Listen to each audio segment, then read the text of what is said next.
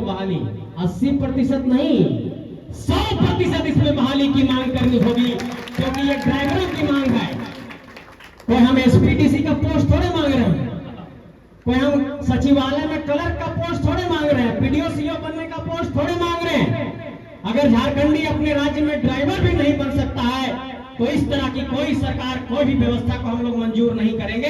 और 100% झारखंडी ड्राइवर सभी कंपनियों में होनी चाहिए। इस प्रस्ताव को आज इस बैठक में चाहता हूं कि आप लोग सर्वसम्मति से पारित करिए।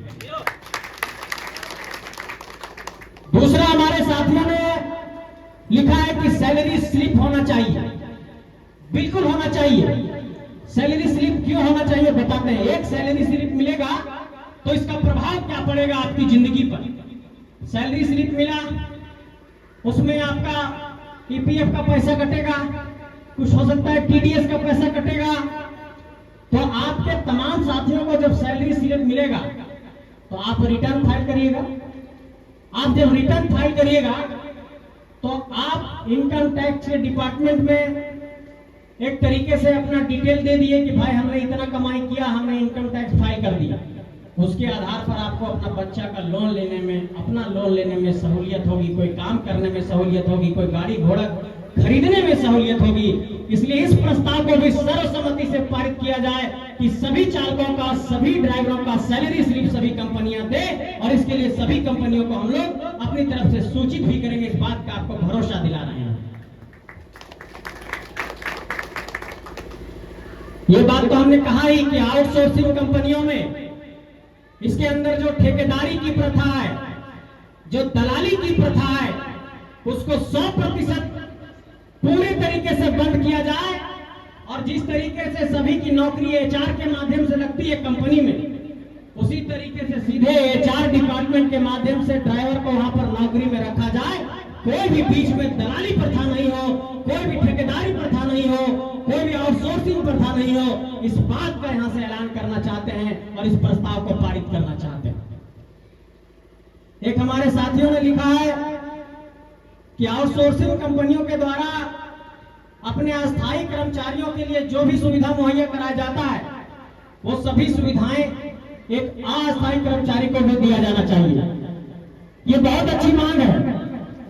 एक बात आपको समझना है कि जब कोई कंपनी अपने लोगों को नौकरी पर रखती है तो उसका सीधा सा मतलब है कि उसमें ग्रेड बटा हुआ। हमारे फर्स्ट क्लास के ऑफिसर ये होंगे, सेकंड क्लास के ऑफिसर ये होंगे, थर्ड क्लास के हमारे कर्मचारी ये हैं, फोर्थ क्लास के हमारे कर्मचारी ये हैं। और उस एचआर सेक्शन में सभी के लिए अलग अलग व्यवस्था होती है और उसमें क्या उनका सैलरी होगा, कितनी छुट्टी होगी, कितना लीव होगा, कितना मेडिकल फैसिलिटी मिलेगा, वो सारा चीज उसमें डिस्क्राइब होता है। लेकिन हमको ड्राइवर साथी लोग एक चीज ये बताते हैं कि हम लोग जब आउटसोर्सिंग एजेंसी के अंदर में रहते हैं तो मान लिया जाए कि ड्राइवर को मिला 18,000 और 20,000, तो आउटसोर्सिंग कंपनी उधर डील कर लिया है 30,000, 35,000 और 28,000 में। ये बात सही ऐसा है क्या? तो जब दलाल को जो कंपनियां पैसा दे रही हैं वो सीधे ड्राइवर को मिले और बीच का माध्यम खत्म हो, बिचौलियागिरी खत्म हो। इस प्रस्ताव को आप लोगों ने रखा है और इस प्रस्ताव पर मैं भी अपनी सहमति दर्ज कराता हूं और इस लड़ाई में आप लोगों के साथ रहूंगा, ये भी सहमति दर्ज कराता हूं।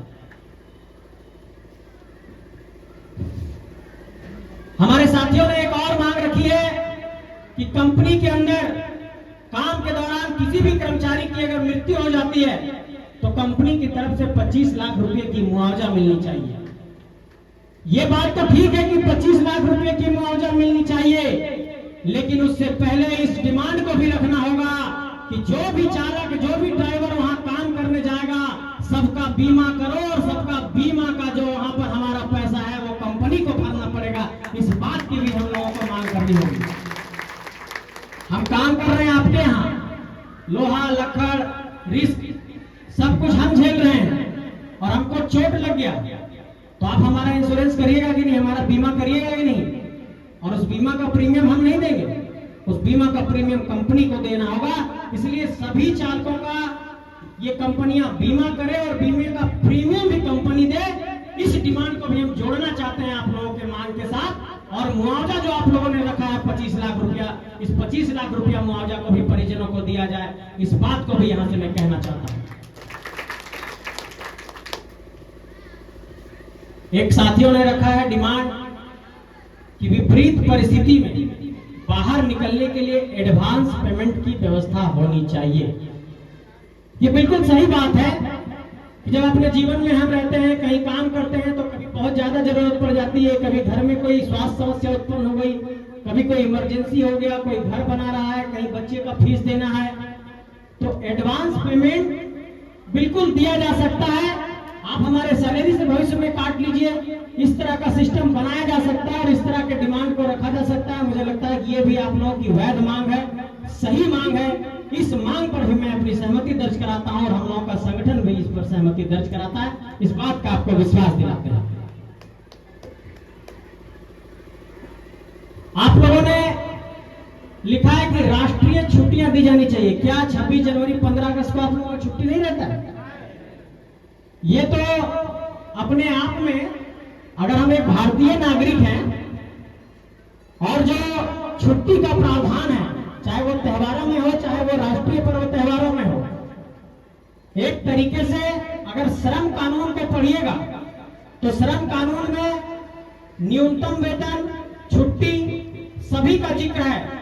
और इस बात का हम ऐलान करना चाहते हैं कि अगर छुट्टी हमें नहीं दे रहे हो और अगर छुट्टी के दिन हमसे काम करा रहे हो और अगर 26 वर्किंग डे है और हमने 30 दिन काम किया तो हमको 30 दिन का पैसा दो, अगर 30 दिन काम किया तो 34 दिन का पैसा दो।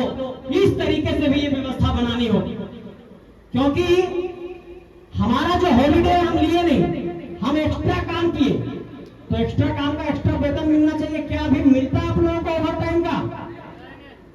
तो इसलिए हम ये कहना चाहते हैं कि अगर हमसे ज्यादा काम लिया गया है, 8 घंटा से ज्यादा काम लिया गया है, तो इस पर भी आप लोगों की जो मांग है, वो डिमांड है, वो जायज है और आप लोगों को ये मिलना चाहिए और छुट्टियां भी मिलनी चाहिए।